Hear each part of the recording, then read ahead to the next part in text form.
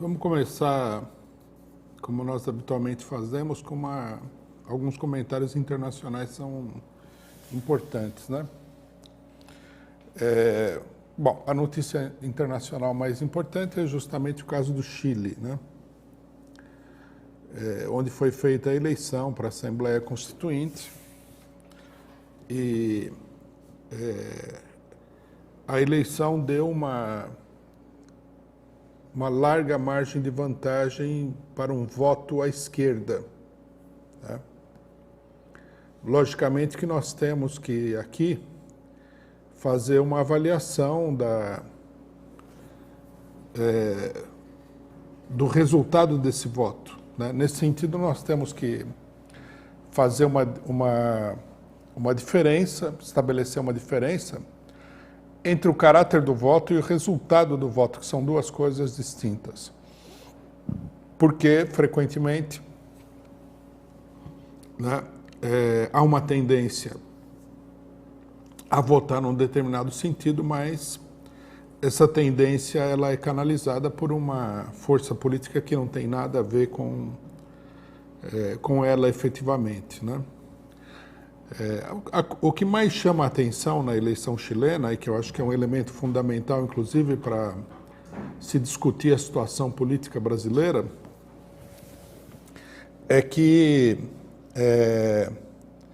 o voto, né, a primeira característica do voto chileno é que ele foi um voto esmagadoramente à esquerda, né, que expressa a enorme radicalização dos chilenos, que não há nada de surpreendente nisso, uma vez que o país está convulsionado já há meses, né, com enormes mobilizações e tudo mais. Mas é interessante, né, a força que essa votação à esquerda teve na eleição. Por quê? Em primeiro lugar, porque a eleição chilena é uma eleição muito complexa, né?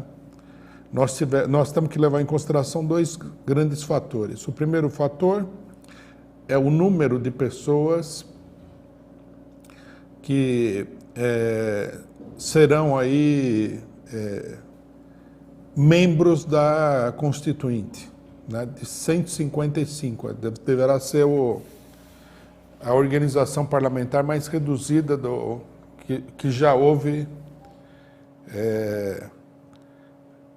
na esmagadora maioria dos países, né? É muito pequena e não é por acaso, né? Esse foi o resultado de um acordo, eu vou falar um pouco desse acordo, entre a esquerda chilena e a direita. Com um colégio, um colégio de deputados de 155 deputados, a direita teve apenas 37 votos, tá?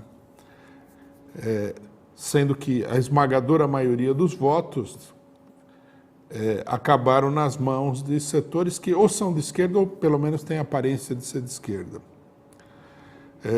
Um outro aspecto da eleição chilena que é importante levar em consideração é o fato de que essa eleição ela é feita sobre a base de um voto distrital, onde os distritos foram elaborados pela ditadura do Pinochet para favorecer a direita, né?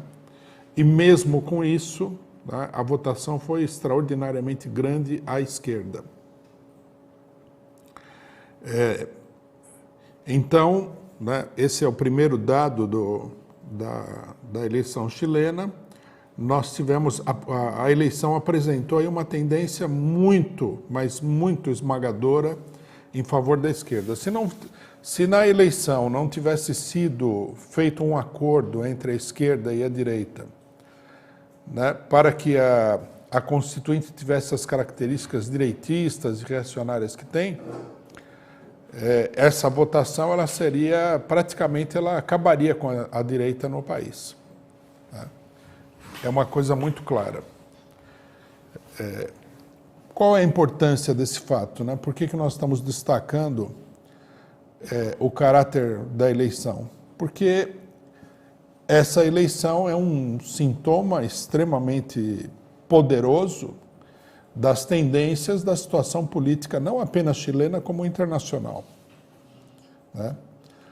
Nós temos que considerar que a América Latina segue um determinado padrão, né? Há uma tendência geral, e a tendência geral da população se expressa num forte deslocamento à esquerda. No caso chileno, esse deslocamento à esquerda é fortíssimo, né? No caso brasileiro, ele é menos intenso. Mas, de qualquer maneira, né, tanto em um país como em outro país, nós encontraremos aí as mesmas características. Dá para perceber esse deslocamento nas pesquisas eleitorais que dão a vitória do ex-presidente Lula, né, numa eventual eleição, sobre todos os candidatos no primeiro e no segundo turno. É importante levar em consideração esse voto para definir a política, né? Até porque nós vamos discutir aqui a notícia da semana, que é o encontro entre o Lula e o FHC, e a repercussão, né? E a repercussão é extremamente contraditória, a repercussão no interior da esquerda, né? No interior da direita não, mas na esquerda é totalmente contraditória com essas tendências que se mostram, né? Nós ficamos com a impressão de que a tendência no Brasil seria uma tendência à direita, que você precisaria, inclusive, ir ao cemitério, né, abrir lá a cova onde foi enterrado o FHC e o PSDB, né, retirar os cadáveres políticos do FHC e do PSDB lá para conseguir um mínimo de apoio para enfrentar uma situação extremamente complexa, etc. e tal, quando a gente vê no Chile e outros países da América Latina que a tendência absolutamente não é essa, e no Brasil também não é, né? A pesquisa mostra isso. O caso chileno é um caso onde a coisa se apresenta de uma maneira extremamente nítida.